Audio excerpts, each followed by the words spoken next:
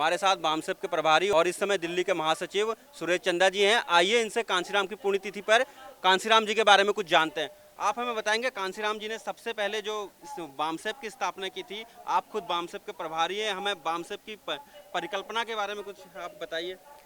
बामसेप का जो एब्रीवेशन है वो ये है backward including SC and ST and minorities communities employees federation.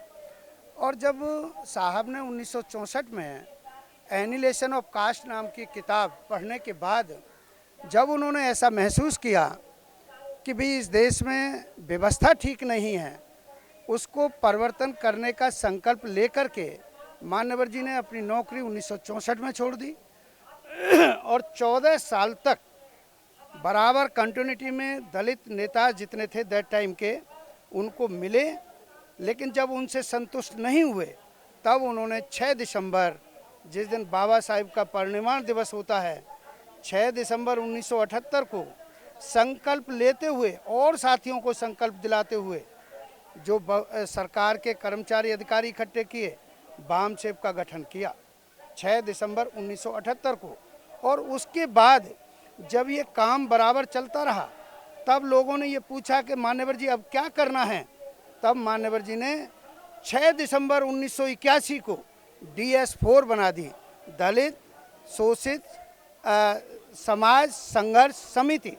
और फिर जब ये काम जब चलने लगा तो लोगों ने कहा मान्यवर जी अब क्या करना है। तो 1982 में DS4 से चुनाव लड़ा गया और 0 से लेकर के 2% तक जब वोट आ गया तो मान्यवर जी का मनोबल बढ़ा, साथियों का मनोबल बढ़ा और उन्होंने 14 अप्रैल 1984 को बहुजन समाज पार्टी, जो आज राष्ट्रीय मान्यता प्राप्त है, वो दल अपने समाज को सौंप गए। कांशीराम जी के पास संगठन के नाम पे उनकी संगठन क्षमता के लिए कांशीराम जाने जाते हैं। आप हमें उनकी संगठन क्षमता के बारे में कुछ बता सकते हैं? नहीं, उन्होंने जिन लोगों को गैरों ने नेगलेक्ट किया उन्हीं लोगों को सेलेक्ट करके और इतना बड़ा दल बना दिया कि जो लोग मेरे समाज के दूसरों के यहाँ जाकर के गुलामी करते हैं या उनकी दरियाँ उठाते हैं, दरी बिछाते हैं, मंचे गाड़ते हैं, वे लोग जब दूसरों के लिए कर सकते हैं तो अपनों के लिए क्यों नहीं कर सकते।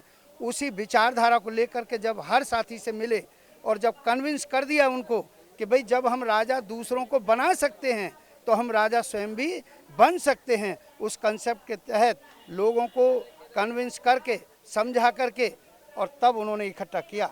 और वास्तव में इस देश में हमारे भी जितने संत महापुरुष रहे हैं उन लोगों ने कई चीज़ों की व्याख्या की है, लेकिन संगठन उतना नहीं कर पाए। यहाँ तक कि बाबा साहिब भी मौत में के ग्रास बन गए, जो काम अधूरा छोड़ गए कि वो वोट का अधिकार तो दे गए, लेकिन वोट की कीमत क्या होती है वो बाबा साहिब नहीं समझा पाए, क्योंकि मौत के ग्रास बन गए।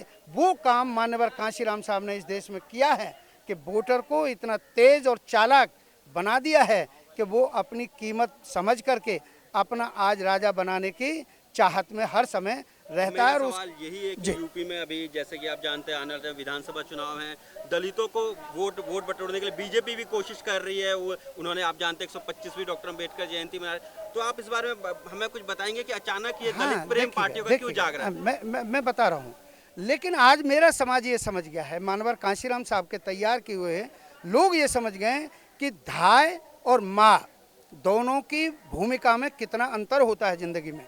तो ये धाय तो हो सकते हैं, माँ नहीं हो सकते। कहीं जाकर के हमारे घरों में रोटी खाने से हमारी बिरादरी थोड़ी बदल देंगे वो लोग। अगर बिरादरी बदलते थे तो आइएगा मैदान में, तब देखते हैं फिर हमारा हितैषी कौन हो सकता है। ये बात भली भांत मान्यवर कांशीराम साहब ने समझाई।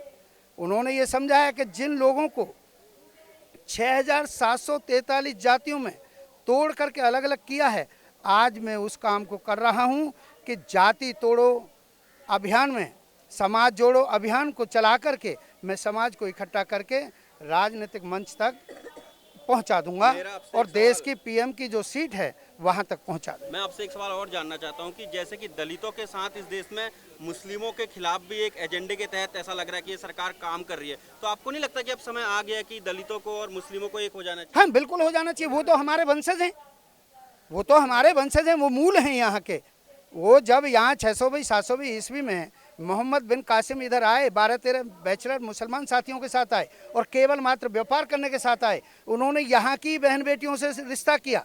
अगर गीता, इनकी गीता के मुताबिक, अगर जन्म जन्मांतर के साथ के मुताबिक, अगर उस दौरान भी आदमी के चेहरे में ये लोग थे, आदमी की शक्ल में लोग थे, तो अगर इन्होंने कंवारी लड़कियों से रिश्ता नहीं करने दिया और ये कह दिया कि भाई मुसलमानों, हम तुम्हारे लिए विधवा जो लड़कियां हैं उनको दे सकते हैं, तो उनसे चाहे अगर बहन से रिश्ता हुआ उस दौरान तो भांजा लगा मुसलमान, अगर बेटी से रिश्ता हुआ तो देवता लगा, चाची से रिश्ता हुआ तो भाई लगा, मौसी फुआ इनसे रिश्ता हुआ तो भाई लगा, और अगर दादी से रिश्ता हो गया तो चाचा ताऊ लगा।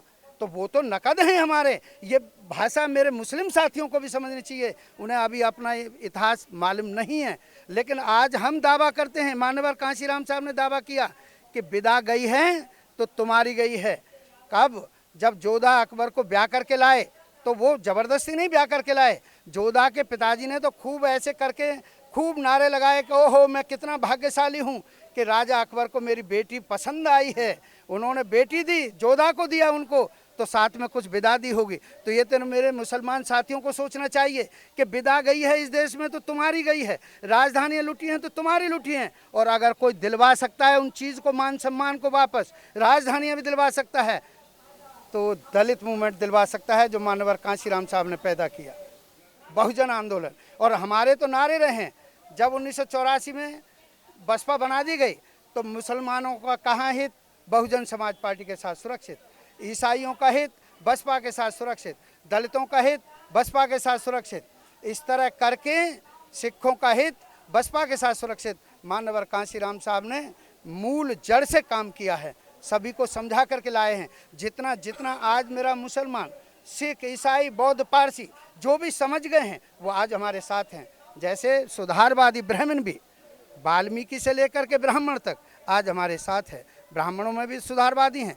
जो आज जो पूजा का पात्र कहा जाता था, आज वो ब्राह्मण कहीं कहीं चौराहे पर भीख मांगता देखा गया, होटलों पर झूठे बर्तन धोते हुए देखा गया, तो उनकी कौन सोचेगा? उनकी सोच को, आज मान्यवर कांशीराम साहब की सोच को, उनकी विश्वास पात्र हमारी राष्ट्रीय नेता, आदर्श नेता माननीय बहन जी पूरा करने में लगी हैं। जैसा कि आपने देखा, हमारे साथ अभी बामसेप के प्रभारी और बीएसपी महासचिव सुरेश चंदा थे, जिन्होंने कांशीराम जी के समर्पण और उनके लक्ष्यों के बारे में हमें बहुत बेहतर तरीके से बताया कि कांशीराम जी ने कैसे एक राजनीतिक यात्रा शुरू करी, उनके राजनीति में आने का मकसद क्या था।